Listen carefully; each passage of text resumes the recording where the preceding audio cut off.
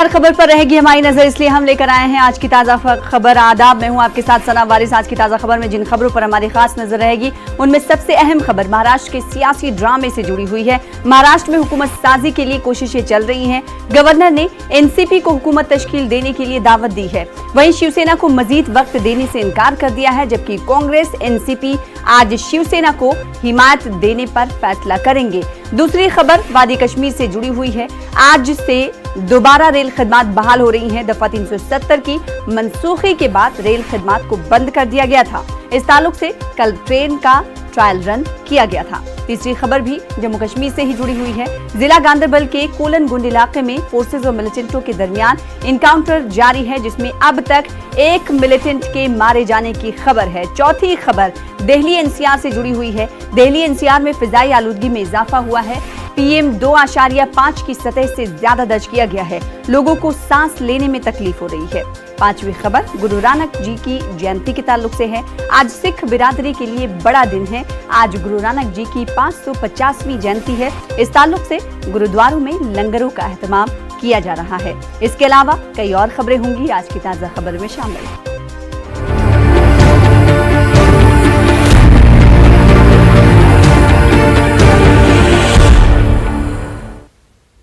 महाराष्ट्र में हुकूमत साजी पर तातुल हुनूस बरकरार है। सियासी उथल पुथल जारी है। गवर्नर भगत सिंह कोश्यारी ने पीर के रोज हुकूमत साजी का दावा पेश करने के लिए शिवसेना को वक्त दिया था, लेकिन शिवसेना ने मजीद वक्त देने की गुजारिश की। गवर्नर ने शिवसेना की उस दरखास्त को मुस्तरद कर दिया। शिवसेना के बाद गवर्नर ने तीसरी बड़ी जमात एनसीपी को हुकूमत साजी का दावा पेश करने के लिए 24 घंटों की मोहलत दी है। एनसीपी अपनी हलीफ जमात से तबादले ख्याल करने के बाद गवर्नर को जानकारी देगी।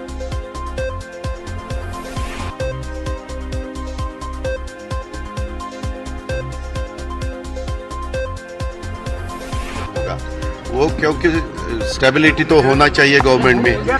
खाली एक ने डिसीजन होके कुछ होने वाला नहीं है। हम टोटल पकड़ के 100 लोग हैं और MLAs है, और उसके बारे में हमने सब बातें की। एनसीपी, कांग्रेस और शिवसेना तीनों मिलके गवर्नमेंट बनाएगी या नहीं बनाएगी। उनको जो एनडीए से बाहर निकले है शिवसेना, उनको भी बचाना है और जो भी होगा वो अच्छे के लिए होगा। अभी भी प्रोसेस चालू है और प्रक्रिया पूरी होगी, लेकिन होगा पॉजिटिव मिलके बनाएंगे। भले वो गवर्नमेंट अपने ये प्रेसिडेंट का रूल लाएंगे, लेकिन गवर्नमेंट बनेगी तीनों पार्टी की मिलके। और शिवसेना को ऐसे भी एनडीए से निकाला गया है, तो उनको बचा के रखना ये सबकी जिम्मेवारी हो, और मैडम हो या कांग्रेस हो, ये सब प्रोसेस में है। और आगे चलकर गवर्नमेंट शिवसेना का सीएम बनेगा और सब मिलकर कुछ न कुछ रास्ता निकालें। भले यहाँ से हाईकमान जो भी आदेश देगी वो हम मानेंगे, लेकिन गवर्नमेंट शिवसेना की बनेगी ऐसा मुझे लगता है। ये पर्सनल लेवल पे मैं बात कर रहा हूँ, लेकिन पॉजिटिव रहे। तो 24 घंटों की मोहलत दी गई है गवर्नर की तरफ से एनसीपी को। अब एनसीपी के पाले में गेंद।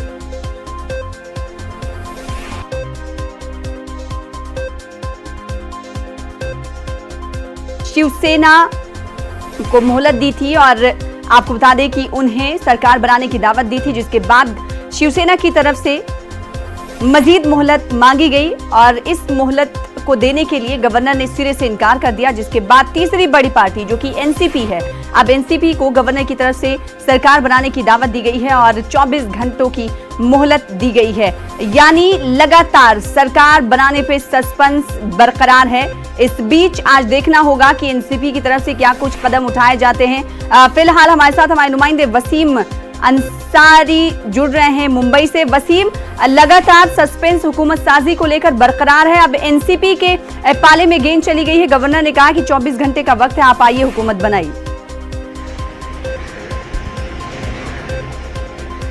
देखिए, आज का दिन काफ़ी अहम है महाराष्ट्र की राजनीति को लेकर, क्योंकि आज ही के दिन महाराष्ट्र की दशा और दिशा दोनों तय होनी है। अगर आज के जो बैठकों का दौर है, एनसीपी और कांग्रेस के पाले में सारी गेंद चली गई है। जिस तरह से हमने देखा, कल शिवसेना को वक्त नहीं दिया है, लेकिन उनको अब भी उम्मीद है कि उनकी पार्टी का ही मुख्यमंत्री होगा। लगातार शिवसेना में अब भी बैठकों का दौर शुरू है। हमने देखा रात को करीब 2:30 बजे तक नेताओं की बैठक चलती रही। एकनाथ शिंदे और आदित्य ठाकरे अपने विधायकों से मिलने रिट्रीट होटल पहुंच गए थे। देर रात तक बैठक चलती रही। और आज का दिन इसलिए भी अहम है क्योंकि कांग्रेस पे सब कुछ डिपेंड है कि कांग्रेस किस तरह का फैसला लेती है, उसके अनुसार ही महाराष्ट्र में किसकी सत्ता बनेगी, ये स्थिति साफ हो पाएगी।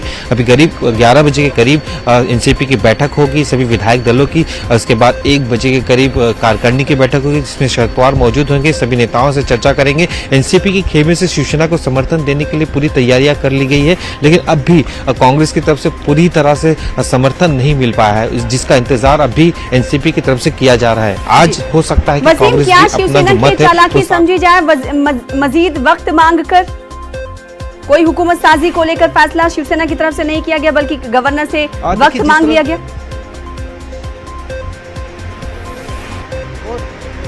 देखिए, जिस तरह से लगातार बैठकों का दौर चल रहा था, शिवसेना लगातार प्रयास कर रही थी। वसीम, आपको रोकना चाहेंगे, शरद पवार इस पर क्या कुछ कह रहे हैं, सुन लेते हैं।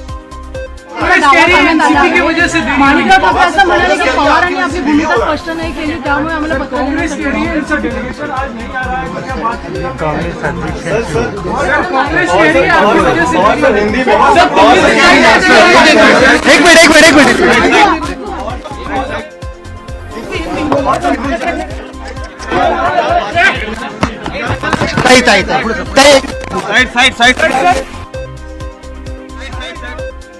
तो शरद पवार मीडिया नुमाइंदों से मुखातिब थे, हालांकि वो मराठी जबान में कुछ कहते नजर आए। इस बीच मीडिया नुमाइंदों की तरफ से कहा गया कि हिंदी में इज़हार ख्याल कीजिए। और वसीम हमारे साथ लगातार जुड़े हुए। वसीम, एनसीपी आज क्या कुछ करने वाली, कई हलचलें होंगी, आज मीटिंगें भी होंगी।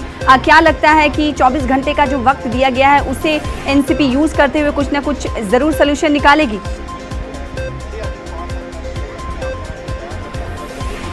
जरूर, जिस तरह से देखा गया कि सुबह 11 बजे विधायक दलों की बैठक होगी। इस बैठक में शरद पवार मौजूद होंगे, वाईबी चौहान में मैं खड़ा हूँ इस वक्त, वहीं पे ये बैठक होने वाली है। दोपहर 1 बजे के करीब कार्यकारिणी की बैठक होगी। उस बैठक में भी कई अहम निर्णय शरद पवार की तरफ से लिए जा सकते हैं। साथ ही कांग्रेस के साथ 4 बजे एक बैठक होगी एनसीपी की, जो महाराष्ट्र की जो बॉडी है उनके साथ चर्चा की जाएगी कि किस तरह से आगे का प्लान करना है। कल जिस तरह से एनसीपी नेता अजित पवार ने भी बयान किया था कि जिस तरह से महाराष्ट्र में सत्ता है, जो समीकरण है, अब कांग्रेस, एनसीपी और शिवसेना ही मिलकर सरकार बना सकती है, या फिर बीजेपी या शिवसेना मिलकर सरकार बने। यानी कि पूरी तरह से किसी को बहुमत नहीं है, बिना एक दूसरे के समर्थन के कोई सरकार नहीं बना सकता है। तो ऐसे वक्त में जो भी फैसला लेना है वो कांग्रेस के साथ ही लिया जाएगा, क्योंकि वो जो चुनाव के दौरान कांग्रेस के साथ ही चुनावी मैदान में उतरे थे, तो उनके साथ ही उनकी सहयोगी पार्टी का पूरा डिसीजन लेके ही आगे की पूरी रणनीति तय की जाएगी। उम्मीद भी ये जताई जा रही थी कि देर शाम तक कांग्रेस की तरफ से किसी न किसी तरह का पत्र उन्हें मिल जाएगा, लेकिन वो नहीं मिल पाया, जिसकी वजह से शिवसेना को और वक्त नहीं मिल पाया। आज का दिन काफी अहम है कि किस तरह से कांग्रेस अपने नेताओं के साथ चर्चा करती है, उसके बाद उन्हें अपना समर्थन शिवसेना को देती है या नहीं देती है। जो 24 घंटे का वक्त एनसीपी के लिए दिया गया है, ये भी काफी अहम है। अगर एनसीपी दावा करती है सरकार बनाने का समीकरण इस तरह भी हो सकता है, सूत्र बता रहे हैं कि एनसीपी दावा करेगी सरकार बनाएगा, साथ में उन्हें कांग्रेस अपना समर्थन करेगी और शिवसेना भी समर्थन करेगी, भले ही आपसी सहमति ये बन जाए क्योंकि शिवसेना का मुख्यमंत्री, इस तरह के भी समीकरण बनाए जा रहे हैं। अगर इन परिस्थितियों में आज एनसीपी ने भी अगर अपने 8:30 बजे तक अपनी जो बहुमत है वो स्थापित नहीं कर पाती है, तो हो सकता है महाराष्ट्र में एक बार राष्ट्रपति शासन जरूर लग जाएगा। इसके बाद कई दिक्कतें हो सकती है सरकार बनाने को लेकर। इस तरह की स्थिति यहाँ पे साफ तौर पे दिखाई देने लगी। एक समीकरण और भी बन सकता है, अगर चुनावी समीकरण बनाना ही चाहे तो एनसीपी और बीजेपी का भी समीकरण बन सकता है, क्योंकि 2014 में भी हमने देखा था जब 122 सीटें बीजेपी के पास थी, उस दौरान भी एनसीपी ने बाहर से समर्थन दिया था। शरद पवार ने खुद कहा था कि एक स्थिर सरकार बनाने के लिए हम उनका मदद कर रहे हैं, साथ ही जिस तरह से लगातार जो चुनावी खर्च है लोगों को बोझ पड़ता है उसको भी हटाने की कोशिश करें और बेहतर सरकार बनने की उम्मीद जता रहे। 2014 में इस तरह के उन्होंने अपना समर्थन दिया था। आज उसी तरह की स्थिति साफ तौर पे दिखाई दे रही। लेकिन जिस तरह से शिवसेना की बात करें तो शिवसेना अब किसी भी तरह से बैकफुट पर जाती हुई नजर नहीं आ रही है, और जिस तरह उन्होंने कदम उठाए, उनके जो एकमात्र केंद्रीय मंत्री थे अनिल सावंत, उन्होंने अपना इस्तीफा दे दिया, वो इस्तीफा मंजूर भी हो गया। तो शिवसेना पूरी तरीके से ये जानती है कि अगर कांग्रेस एनसीपी के साथ जाए तो किसी और शर्त पे नहीं जाएगी। उन्हें मुख्यमंत्री पद चाहिए, उसके लिए भले ही एनसीपी दावा करे या कांग्रेस दावा करे या शिवसेना दावा करे, लेकिन जो उन्होंने अपनी एक रणनीति तय की है उसी के इर्द गिर्द है। आज का दिन काफ़ी अहम है। अब देखने वाली बात हुई कि 4 साढ़े 4 बजे तक जो बैठक होगी कांग्रेस के साथ, तो कांग्रेस किस तरह का निर्णय लेती है। जी, राष्ट्र की सियासत में काफी अहम है। बेहद शुक्रिया वसीम हमारे साथ जुड़ने के लिए और इस हवाले से मजीद अपडेट फराहम करने के लिए। उधर महाराष्ट्र कांग्रेस के अरकान असेंबली जयपुर में ही हैं, इन्हें ब्यूना विस्टा रिजॉर्ट में रखा गया है। जराये के मुताबिक महाराष्ट्र का सियासी तातुल खत्म होने तक अरकान असेंबली जयपुर में ही रहेंगे। अरकान असेंबली को कांग्रेस आला क़यादत के इशारे का इंतजार है, यानी इन तमाम अरकान असेंबली को राजस्थान के जयपुर में रखा गया है। कांग्रेस के ये तमाम अरकान असेंबली हैं जो कि लगातार जयपुर में क़याम पजीर हैं।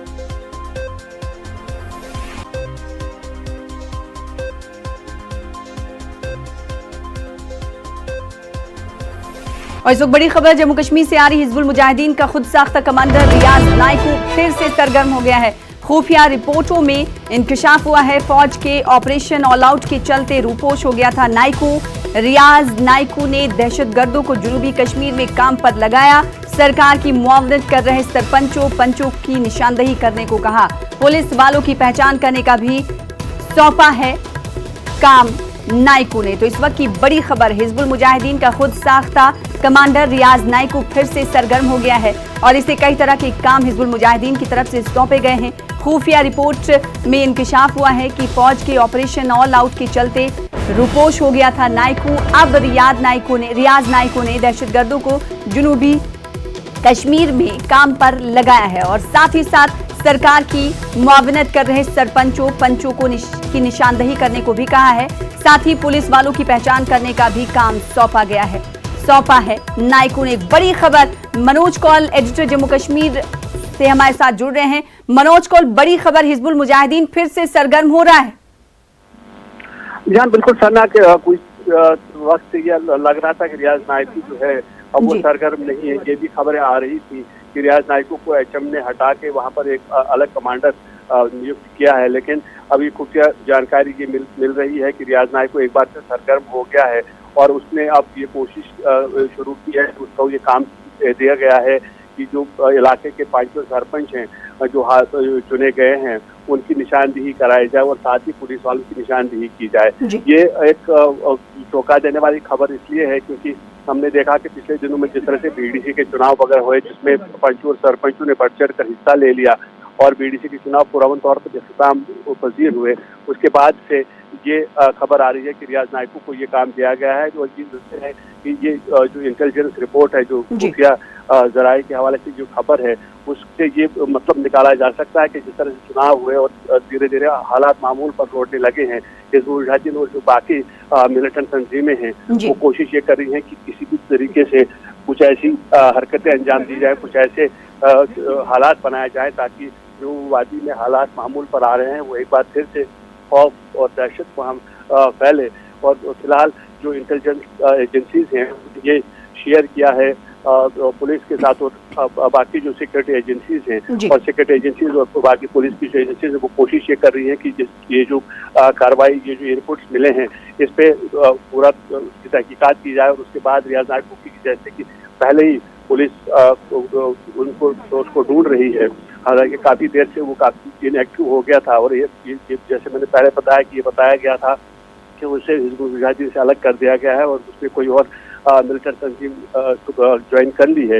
लेकिन अभी इस तरह की जो ये रिपोर्ट्स आई हैं इससे डेफिनेटली सरकार के लिए और चैलेंजेस बढ़ गए हैं क्योंकि पंचों, सरपंचों और जो सिक्योरिटी है उसको जो है उसको यकीनी बनाना एक बहुत मुश्किल काम है क्योंकि वो अलग अलग देहात में रहते हैं, अलग अलग गाँव में रहते हैं। इसलिए अब सरकार ये देख रही है कि ये जो इनपुट आया है उसके बाद से किस तरह की स्ट्रैटेजी बनाई जाए ताकि पंचों और सरपंचों की जो हिफाजत है उसको यकीनी बनाए। जी, बेहद शुक्रिया मनोज कौल हमारे साथ जुड़ने के लिए, इस हवाले से मज़ीद तफसीलात फराहम करने के लिए। जम्मू कश्मीर में सिक्योरिटी फोर्सेज और मिलिटेंटों के दरमियान इनकाउंटर जारी है। ये इनकाउंटर जिला गांदरबल के कोलन-गुंड इलाके में जारी है। इनकाउंटर में अब तक एक मिलिटेंट के मारे जाने की खबर है। इस इनकाउंटर में एक फौजी जवान के जख्मी होने की भी खबर है। बताया जा रहा है कि इलाके में मिलिटेंटों की मौजूदगी की इत्तला के बाद सिक्योरिटी फोर्सेज ने इलाके का दौरा किया। इस बीच इलाके में छुपे मिलिटेंटों ने फोर्सेज पर फायरिंग कर दी। इनकाउंटर में 2 मिलिटेंटों के छुपे होने की खबर बताई जा रही है। तो एक फौजी जवान भी जख्मी हुआ है। जराये के हवाले से खबर है जम्मू कश्मीर के जिला गांदरबल में इनकाउंटर अभी भी जारी है। इनकाउंटर में एक मिलिटेंट के मारे जाने की खबर है। जावेद हमारे साथ, हमारे नुमाइंदे गांदरबल से जुड़ रहे हैं। जावेद, बताइएगा क्या इस वक्त भी इनकाउंटर अभी जारी है और एक मिलिटेंट के मारे जाने की खबर है, क्या शनाख्त हो पाई इस मिलिटेंट की, तस्दीक हो पाई इस हवाले से? जी सना, अभी जो फायरिंग है वो रुकी हुई है, अभी सर्च ऑपरेशन जारी है, लेकिन एक मिलिटेंट के मारे जाने की इतला मतलब तस्दीक हुई है, क्योंकि मेरी एसएसपी से बात हुई थी गांदरबल के एसएसपी के साथ, तो उन्होंने तस्दीक कर दिया कि एक मिलिटेंट हलाक हो गया और एक फौजी जवान जख्मी हो गया। तो अभी जो फायरिंग है वो रुकी हुई है और सर्च ऑपरेशन जारी है। जी जख्मी जवान की हालत कैसी है? जख्मी जवान को अभी हॉस्पिटल लेके इलाज मुआवजा के लिए, तो हालत अभी बताई जा रही स्टेबल है और फिलहाल अभी सर्च ऑपरेशन वहाँ पे जारी है और इनको ये भी खदशा है कि कोई एक और मिलिटेंट वहाँ पे अभी भी छुपा हुआ है। जी सना। तो फौज का ये कहना है कि कई एक और मिलिटेंट इस इलाके में छुपा हुआ हो सकता है, इसलिए सर्च ऑपरेशन इलाके में जारी है। हालांकि अभी गोलियों का तबादला रुक गया है और एक मिलिटेंट के मारे जाने की तस्दीक भी हो गई है। मजीद तफसीलात जावेद बता रहे, बेहद शुक्रिया जावेद हमारे साथ जुड़ने के लिए और इस हवाले से मजीद तफसीलात फराहम करने के लिए। फिलहाल दूसरी बड़ी खबर का रुख कर लेते हैं जो कि श्रीनगर कौमी शाहरा से जुड़ी हुई है। जम्मू श्रीनगर कौमी शाहरा गाड़ियों की आमदोरफ्त के लिए बहाल कर दी गई है। 40 घंटों के बाद शाहरा को बहाल किया गया है। दरमानदा गाड़ियों को तरजीही बुनियाद पर निकाला गया। तो इस वक्त की बड़ी खबर, जम्मू श्रीनगर कौमी शाहरा गाड़ियों की आमदोरफ्त के लिए बहाल कर दी गई है। 40 घंटों के बाद शाहरा को बहाल किया गया है। दरमानदा गाड़ियों को तरजीही बुनियादों पर निकाला गया है।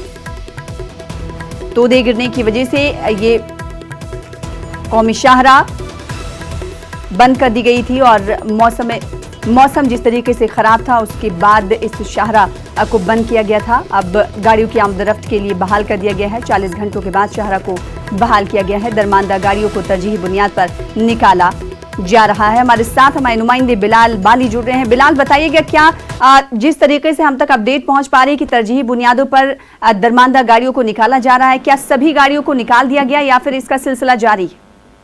देखिए सना, ये कौमी शाहरा है, गुज़श्ता 40 घंटे से बंद थी। परसों के दिन पे यहाँ पे तो 1 बजे के करीब भारी मिट्टी के तोदे गिरने के बाद शाहरा बंद हुई। उसके बाद काफी गाड़ियां जो सैकड़ों की तादाद में दरमानदा थी। आज सुबह तकरीबन 4 बजे के करीब शाहरा को जब खोला गया तो उसके बाद सबसे पहले दरमानदा गाड़ियों को यहाँ से निकाला गया। लेकिन अभी तक जो ताज़ा इतलात हमारे पास है, शाहरा पर तमाम जो भी माल बरदार और मुसाफिर बरदार गाड़ियां थी उन सबको क्लियर किया गया है और आज जम्मू से श्रीनगर की तरफ भारी गाड़ियों को चलने की इजाजत है, जैसे माल बरदार गाड़ियां हैं और जो लाइट व्हीकल्स है या मुसाफिर बरदार गाड़ियां हैं वो जम्मू और श्रीनगर दोनों तरफ से चल सकती है। जी सना। जी बेहद शुक्रिया बिलाल हमारे साथ जुड़ने के लिए और इस हवाले से अपडेट फराहम करने के लिए। वादी कश्मीर में आज रेल खदमात दोबारा बहाल हुई हैं। जम्मू कश्मीर से दफा 370 की मंसूखी के तकरीबन 3 माह से जायद वक्त के बाद ये खदमात दोबारा आवाम की खदमत के लिए बहाल कर दी गई हैं। कल रेल का ट्रायल रन किया गया और कल ही रेलवे से मुंसलिक अफराद ने कहा था कि आज रेल खदमात को खोल दिया जाएगा। अफसरों के मुताबिक रेल खदमात को 1 हफ्ते पहले ही खोलने की तजवीज थी, मगर खराब मौसम की वजह से ऐसा नहीं हो पाया। लेकिन अब मौसम में बेहतरी के बाद रेल खदमात को दोबारा बहाल कर दिया गया है। आपको बता दें कि फिलहाल रेल सर्विस श्रीनगर से बारामुल्ला जाने के लिए तैयार है। जनूबी कश्मीर की जानिब ये ट्रेन नहीं जा सकती क्योंकि अभी ट्रैक को ठीक नहीं किया गया है। वादी कश्मीर में आज रेल खदमात दोबारा बहाल हुई हैं। कल आपको बता दें कि ट्रायल रन किया गया था। जम्मू कश्मीर से दफा 370 की मंसूखी के तकरीबन 3 महीने के बाद ये खदमात दोबारा आवाम के लिए बहाल की जा रही हैं। कल रेल का ट्रायल रन किया गया था और कल ही रेलवे से मुंसलिक अफराद ने कहा था कि आज रेल खदमात को खोल दिया जाएगा और आज इसे खोल दिया गया है। अफसरों के मुताबिक रेल खदमात को 1 हफ्ते पहले ही खोलने की तजवीज़ थी, मगर खराब मौसम की वजह से ऐसा नहीं हो पाया। लेकिन अब मौसम में बेहतरी के बाद रेल खदमात को दोबारा बहाल कर दिया गया है। फिलहाल रेल सर्विस श्रीनगर से बारामुल्ला जाने के लिए पूरी तरह तैयार है। जनूबी कश्मीर की जानिब ये ट्रेन नहीं जा सकती क्योंकि अभी ट्रैक को ठीक नहीं किया गया है और आज जो रेल सर्विस बहाल की गई है वो श्रीनगर से बारामुल्ला जाने के लिए बहाल हुई है। जनूबी कश्मीर की जानिब ये ट्रेन अभी नहीं जा सकती क्योंकि अभी ट्रैक को ठीक नहीं किया गया है। तो दफा 370 की मंसूखी के बाद तकरीबन 3 महीने के बाद ये कदम उठाया गया। समीउल्लाह हमारे साथ हमारे नुमाइंदे बडगाम से जुड़ रहे हैं। समीउल्लाह, आज बड़ी खबर है, रेल खदमात की एक बार फिर से शुरुआत हो रही है, दोबारा बहाल किया जा रहा है। लोगों का, मुसाफिरों का क्या कुछ कहना है? देखिए सना, जो ट्रेन सर्विस है, एडमिनिस्ट्रेशन ने दफा 370 को हटाए जाने के बाद एहतियाती तौर पर इसको बंद किया गया था, क्योंकि जो पत्थरबाजी के वाकयात रोनमा हुए हैं इससे पहले भी ट्रेन को निशाना बनाया गया था। उसकी वजह से जो है मुसाफिरों की सुरक्षा के लिए जो है ट्रेन सर्विस को 3 महीने के लिए बंद कर दिया गया है। लेकिन आज फिर से एक बार श्रीनगर बारामूला ट्रेन सर्विस को बहाल कर दिया गया है। लोगों में काफी खुशी की लहर है, क्योंकि जो आम लोग हैं वो इसमें सफर करते हैं, चाहे मुलाजमीन हो, चाहे ताजिर हो, चाहे स्कूली बच्चे हो, वो भी इस लोकल ट्रेन में सफर करते हैं। और उसको अगर हम कहेंगे कि जो टाइमिंग है, अगर हम अपनी गाड़ी से जाते हैं या लोकल गाड़ी में जाते हैं, काफी सारी ट्रैफिक जैमिंग होती है, लेकिन ये जो एक अल्टरनेट है रेलवे का, ये लोकल ट्रेन जो है, इससे काफी टाइम भी बचता है और लोग टाइम पे पहुंच जाते हैं अपने अपने मुकामात पे। जरूर करना मैं कहूँगा कि 3 महीने के बाद ये ट्रेन खिदमत को बहाल कर दिया गया है। इसमें लोगों की जो रिएक्शन है वो काफी अच्छी है। लोग कह रहे हैं कि हमेशा जो है ट्रेन सर्विस यहाँ पे चलनी चाहिए। जी सना जी। समीउल्लाह, आज पहला रन कितने बजे हुआ और लोग जब सफर कर रहे थे तो उनका क्या कुछ कहना था, और दिन भर की टाइमिंग क्या कुछ रहती है इस ट्रेन के हवाले से? जी सना, देखिए आज 10 बजे से श्रीनगर रेलवे स्टेशन से बारामूला की तरफ से ट्रेन को रवाना कर दिया गया है। लोगों में काफी जोश व वलवला है, क्योंकि लोग जो है 3 महीने तक फंसे हुए थे, 3 महीने तक वो सफर नहीं कर पाए ट्रेन में, लेकिन आज जो है बाज़ाब्ता तौर पर जो है ट्रेन सर्विस को बहाल कर दिया गया है। बेहद शुक्रिया समीउल्लाह इस हवाले से अपडेट फराहम करने के लिए और हमारे साथ जुड़ने के लिए। उधर वादी कश्मीर में मजमूई तौर पर हालात काबू में हैं। कई हसास मकामात पर दफा 144 नाफिज है। लाल चौक में सुबह के औकात में दुकानें खुलती हैं। सड़कों पर निजी गाड़ियों की नकलो हमल जारी है, ताहम पब्लिक ट्रांसपोर्ट सड़कों पर से अभी भी गायब है। प्रीपेड और इंटरनेट सर्विस अभी लगातार बंद है, जिसकी वजह से लोगों को काफी मुश्किलात का सामना करना पड़ रहा है।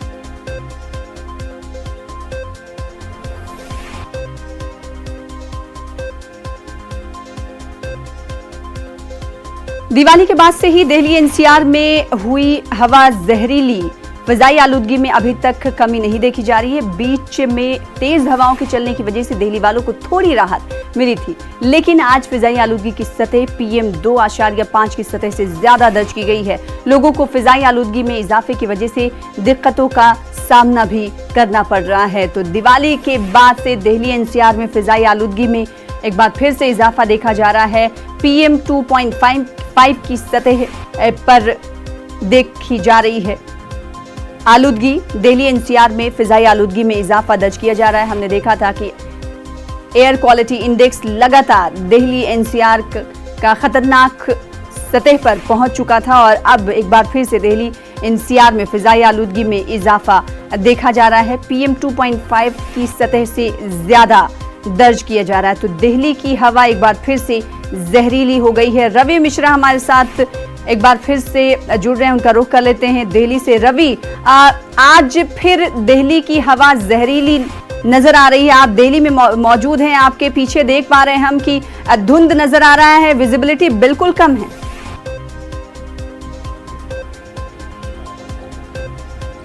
बिल्कुल सना, आपको बता देना चाहूँगा कि दिल्ली में एक बार फिर से प्रदूषण के स्तर में भारी मात्रा में इजाफा देखने को मिला है। प्रदूषण की जो स्तर है उसमें पहले हमने कुछ दिन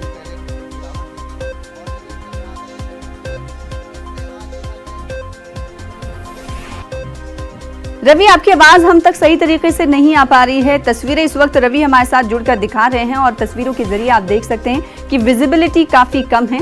एक बार फिर से जुड़ने की कोशिश करेंगे। ये आप देख सकते हैं टीवी स्क्रीन पर कुछ देर पहले की तस्वीरें हैं।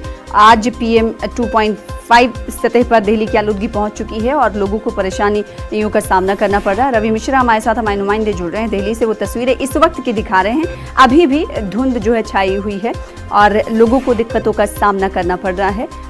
ये आप देख रहे हैं सुबह की तस्वीरें हैं, जब लोग मॉर्निंग वॉक पे निकले थे उस वक्त किस तरह का माहौल था। PM 2.5 की सतह से ज्यादा रिकॉर्ड किया जा रहा है। एयर क्वालिटी इंडेक्स अभी आप देख सकते हैं सफर लोधी रोड। और एक बार फिर से रवि मिश्रा हमारे साथ जुड़ गए हैं, उनका रुख कर लेते हैं। रवि, आपकी आवाज हम तक नहीं पहुंच पा रही थी, इस वक्त आप क्या कुछ देख पा रहे हैं दिल्ली में? बिल्कुल सना, बता देना चाहूँगा कि दिल्ली की आबो हवा में काफ़ी प्रदूषण की इजाफा हुआ है। आप देख सकते हैं कि इस वक्त मैं इंडिया गेट पे मौजूद हूँ और ये वो सड़क है जो एक तरफ राष्ट्रपति भवन तो दूसरी तरफ इंडिया गेट को जोड़ती है मगर आप देख सकते हैं कि हवा में इतना प्रदूषण है, इतनी धुंध है कि इंडिया गेट से राष्ट्रपति भवन का जो नज़ारा है वो भी धूमिल धूमिल सा दिखाई दे रहा है। बिल्कुल आप देख सकते हैं कि जो विजिबिलिटी है, दूरदर्शिता है, वो काफ़ी कम हो चुकी है और लोगों को समस्या का सामना करना पड़ रहा है। यहाँ पर दूर दराज से लोग आते हैं और घूमने आते हैं और वो देख रहे हैं कि आज दिल्ली में कहीं ना कहीं प्रदूषण में इजाफा हुआ है। बात करना चाहेंगे, आज दिल्ली में पोल्यूशन थोड़ा ज़्यादा हुआ है। आप लोग घूमने आए फैमिली के साथ? हाँ, घूमने आया हूँ। तो क्या लग रहा है पोल्यूशन को देखते हुए?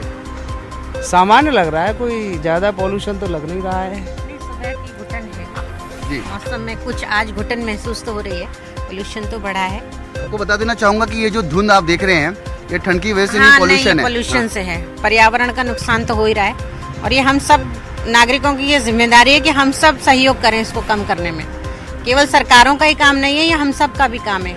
हर भारतवर्ष उसकी जिम्मेदारी यही है कि हम पोल्यूशन को कम करें किसी न किसी रूप में, जितना संभव हो सके पर्यावरण का हम ध्यान रखें। बिल्कुल यही है। हाँ, पोल्यूशन तो है क्योंकि धुंध सुबह से ही आज महसूस हो रही है। PM 2.5 500 के पार है। ये इंडिया गेट का इलाका है, यहाँ PM 2.5 है जो वो प्रदूषण में, हवा में उसकी जो मात्रा है वो 500 के पार है। हाँ, सांस लेने में हल्की सी परेशानी महसूस हुई सुबह, जबकि सुबह बहुत शांत और अच्छी हवा लगती, लेकिन थोड़ा सा महसूस तो हो रहा है ऐसा कि थोड़ी सी दिक्कत तो हो रही है सांस में। तो यही है, बस आम आदमी को अपनी नैतिक जिम्मेदारी का फर्ज निभाना बहुत जरूरी है।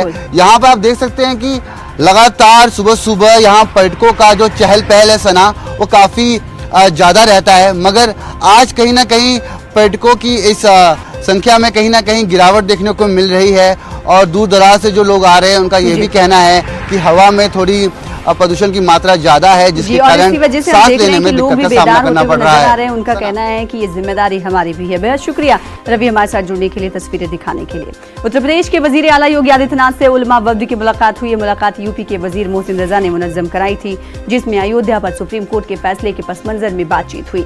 वहीं अक़लियती फलाह बहबूद के मौजू पर भी तबादले ख्याल किया गया। योगी आदित्यनाथ ने उलमा का शुक्रिया अदा किया।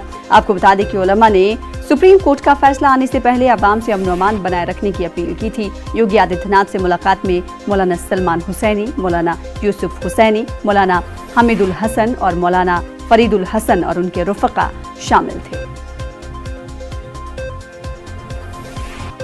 मारूफ साहिब तर्ज शायर भारत भूषण पंत अब नहीं रहे। लखनऊ शेरी अदब का एक अहम चिराग गुल हो गया। काफी दिनों से भारत भूषण पंत बीमार थे। फेफड़ों और गुर्दों के आर्जे में वो मुब्तला थे। भारत भूषण पंत के 2 शेरी मजमूए तन्हाई कहती है और बेचहरगी के उन्वान से शाया हुए। आज 11 बजे के बाद भारत भूषण पंत की आखिरी रसूमात अदा की जाएंगी। पसमानदगान में 2 बेटियां शामिल हैं।